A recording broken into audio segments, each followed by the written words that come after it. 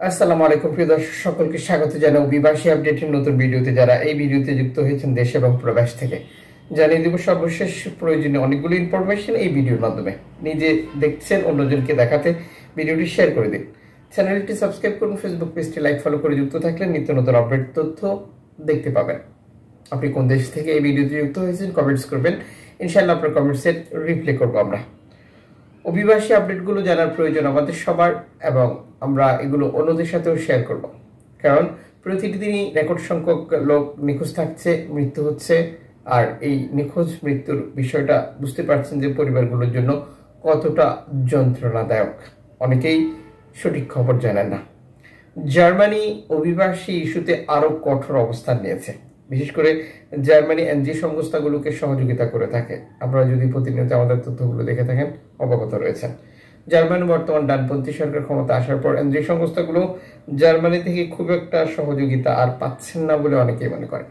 আর এতে করে ভূমধ্যসাগরে বিপদগ্রস্ত অভিবাসী উদ্ধারে এনজি সংস্থার সংকট তৈরি হবে।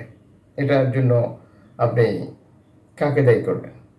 বর্তমান প্রধানমন্ত্রী জর্জিয়া মেলোনি নানাভাবে এনজি সংস্থাগুলো বন্ধ করতে চায়। তাহলে কি ইতালির ইন্ধনে বা ইতালির অর্থায়নে জার্মানিতে রাষ্ট্র ক্ষমতার মস্তক পরিবর্তন হয়েছে? আপনার কি মতামত? যদিও এর মধ্যে জার্মানির সাবেক যে চ্যান্সেলর ছিল তাকে উৎখাতে ইলন মাস্কের বক্তব্য সামাজিক যোগাযোগ মাধ্যমে ভাইরাল হয়েছিল।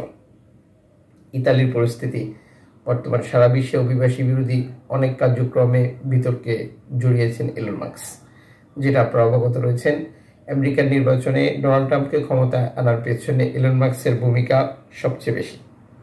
139 জন শরণার্থী বিপদে পড়ার তথ্য দিয়ে অ্যালামফোন রেডিও টেকনোলজি একটি বার্তা প্রচার করেছে।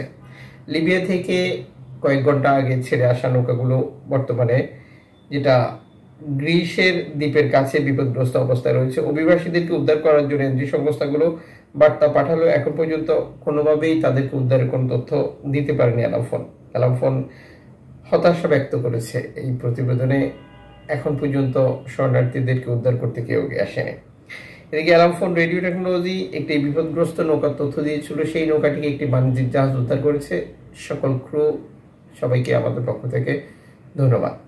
আল্লাহর মেহেরবানিতে তাদের উছিলায় এই বিপদগ্রস্ত অভিবাসীরা ইতালিতে প্রবেশ করতে সক্ষম হয়েছে।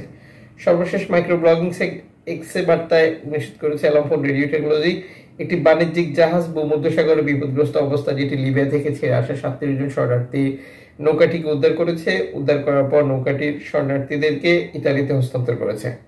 সাধুবাদ জানায়। এভাবেই বিপদগ্রস্ত অভিবাসীদেরকে বিভিন্ন এনজি সংস্থা বাণিজ্যিক জাহাজ ভূমধ্যসাগর থেকে উদ্ধার করছে এবং ইতালিতে পৌঁছে দিচ্ছে, যা ধারাবাহিকভাবে অব্যাহত রয়েছে। এদিকে সিআই সর্বশেষ মাইক্রো ব্লগিং সাইট এক্সে নিশ্চিত করেছে তারা ভূমধ্যসাগরে অভিবাসী উদ্ধার করার জন্য ফিরে এসেছে। আমাদের পক্ষ থেকে তাদের জন্য স্পেশালি ধন্যবাদ। বিপদগ্রস্ত অভিবাসীদেরকে উদ্ধার করবে এবং নিরাপদে ইতালিতে হস্তান্তর করবে।